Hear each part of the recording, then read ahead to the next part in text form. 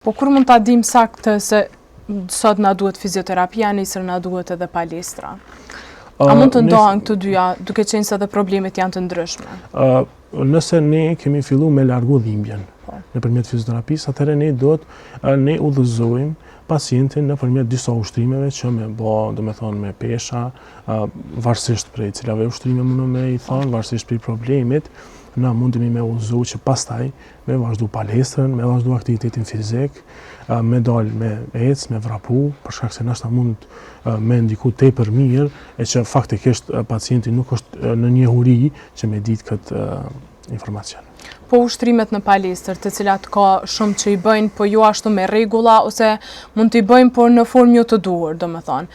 Cila është ai udhëzimi i duhur që mund të bëjnë ata ushtrime në një palestër? Fillimisht palestra gjithë kanë qef me pos trupin e mirë, edhe zakonisht, domethënë qysh në start filloj me pesha të rënda. Kjo është dëmtim i muskujve që mundet me pos me njëherë, dhe kjo vetëm mundet me vonu procesin. E mira as mirës kish me qenë që gjithmonë me pas një afër vetës një person adekuat, i cili merret domethënë me palestër, sidomos një trajner personal, i cili tregon se saktë çka do më mri. Një kohë zgjatje, domethënë se duhet me pas parasysh edhe dhimbjen e mingarkesës që mund me pas, edhe pushimin që është shumë i rëndësishëm, për shkak se në disa raste mund me pas një pushim shumë për shkak të kalimit të problemit.